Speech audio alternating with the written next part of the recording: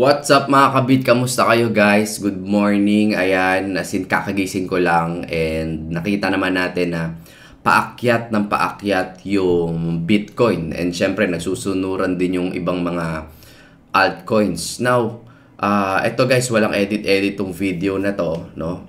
And pag-usapan natin, bakit ba? Ano ba yung mga reason bakit nagpa-pump? And this, buhay na naman tayo kasi umaakit na naman yung presyo ng Bitcoin. Kagagaling lang natin sa 4-day retreat, no? Sa Mount Banahaw, Mind, Body, and Soul. Para, alam mo yun, tanggal ng mga negative energy. But anyway, 52,000, umabot tayo ng halos, ayan, almost 52,500 and hindi natin alam kung magpapatuloy pa ba to, paakyat ng paakyat. But, ito yung mga warning dyan, no? So, si economist Peter Schiff sounds the alarm on Bitcoin price surge, warns of pump and dump scenario. So, sinasabi niya na, aakyat tapos babagsak lang din ba? But kailangan alamin din natin yung reason. Bakit ba umaakyat tong Bitcoin? Bakit ba siya tumataas? Diba? Ang dami nangyaring maganda. Tapos bumaba ulit. So, una dito yung Bitcoin ETF approval. Siyempre, naging mainstream eh. 'Di ba? Madaming kumpanya na ang makakabili or makaka-trade ng Bitcoin. Kumbaga, mainstream. Yung mga big companies na hindi nakaka-trade before. Kasi tayo mga retail traders, pwede naman tayo mag-trade sa mga exchanges. But yung mga big companies, guys, meron na siyempre opportunity na makabili sila na legal na at okay na. Which is yun yung Bitcoin ETF. Now, sinundan pa to guys ng Bitcoin halving. Ibig sabihin, yung reward ng Bitcoin mahahati na naman po. So, estimated date of Bitcoin block halving yan sa April. The reward will decrease from 6.25 to 3.121 coins. Basta ang ibig sabihin lang ng halving guys sa mga newbies natin, 'di ba ang Bitcoin mini-mina yan, no? Parang imagine niyo na lang puzzles na sino-solve, no? Bine-verify yung mga transactions or puzzles na sino-solve ng mga Bitcoin miners, and ang mangyayari niyan, nakakakuha sila ng reward na Bitcoin. 'Di ba? Parang ginto, minimina mo yan ng sa totoong buhay. Ang Bitcoin meron lang 21 million na supply, meaning yung mga nasosolve na puzzles or mga equations, kaya may reward sila. Kunyari, may transaction tayo, no? Bine-verify yan, nasosolve yung mga equations, and then nakakamina sila ng Bitcoin. Pero, ang problem, itong April, mahahati na yung reward. Kung dati, no? 6.25 lang yung nakukuha ng Bitcoin, or let's say, sa mga newbies dito, kunyari nakakakuha ka ng 1 Bitcoin dati. Ngayon, hahatiin. So, sa bawat reward, half na lang, 50% na lang yung makukuha mo. Mas hirap ngayon makuha yung supply. And I think nasa 8 million na lang yata, no? 18 million na lang yata yung supply. Ayun, total supply, 19.6 million Bitcoin na lang, guys, ang pwedeng mamina, no? Konting-konti na lang yung total supply ng Bitcoin. Kasi ang total supply talaga niyan, ang max supply is 21 million BTC na lang ang pwedeng mamina. Ngayon, 90 na. No? Yung namimina, konti na lang. Ulitin ko, 90 na lang po. 90 na lang yung namina na. So, konti na lang yung natitira ng Bitcoin. Konting-konti na lang po. Dahil ayan, circulating supply, 19.6 BTC na lang siya. So, sa mga newbies natin dyan, at saka yung mga para na sa inyong kaalaman, ngayon, ang market cap na po ng Bitcoin ay 1 trillion. 1 trillion na. So, tingnan natin dito guys sa CoinDesk. Bitcoin price umakyat. 52,150. Ay, hindi. Sorry. 52,152. Pero nakita natin kanina sa trading view, nasa almost 52,500 na. A change of 5.38% over the past 24 hours as of 9 a.m. The recent price action in Bitcoin left the token, yun na nga, nag 1 trillion yung market cap niya so far this year.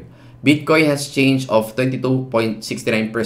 Grabe, sobrang tagal na, no, bago umakyat ulit yung Bitcoin. Kung di ako nagkakamali, 2021 pa ba yun or 2021 pa yata yung pinaka-last niya dito. na akyat. Now, Bitcoin is classified as currency under CoinDesk Digital Asset Classification. But anyway, eto nga yung warning. So, I know, lahat tayo positive. Okay, ang ganda, nagbi-Bitcoin ETF. Na-approve na, nasundan pa ng mga kumpanya na nagpapasukan, di ba? Nagbibilihan yung mga big companies. At the same time, itong Bitcoin halving na darating this April, no? Siyempre, yung supply may hirap, lalo, akit ang presyo ng Bitcoin. So, nagsusunod-sunod. But, yun nga, nagwa-warning si Peter Schiff, which is lagi naman tong nagwa-warning si Peter Schiff eh. As laging-lagi, no? Bitcoin recent surge above 50% has triggered skepticism from the economists and gold enthusiasts. Lagi naman tong negative si Peter. Minsan positive, minsan negative. Medyo magulo din siya. No? Sabi niya, na warns Bitcoin pump and dump. Sinasabi niya na, okay, nagpa-pump yan, pero bigla din babagsak. No? Marami nagsasabi na biglang babagsak siya ng 15,000. No? So, tayo, ingat lang din tayo. I know maraming hodlers dyan. Ako, syempre, nagte-take profit din ako. Ngayon, kung trader ka, nagte-trade ka ng mga ganitong pagkakataon, ang sarap kasi, ang dali tingnan eh. Okay, pump, buy ka lang ng buy. And then, kumikita ka. But yung hodlers naman, syempre, long-term yung pag-hodl nyo, akyat yung presyo, and then, tuwan-tuwa ka naman, hindi ka naman nagte-take profit. Pero kung talagang long-term yung plan mo, talagang, di ba, diamond hands ka na mag 100,000 ng Bitcoin pataas, walang problema. Kasi ako, meron din ako noon, nakatago sa mga ledger natin, di ba? So, it's all up to you, no? Mag-ingat pa din tayo kasi hindi porket pataas ng pataas, hindi ka na magte-take profit.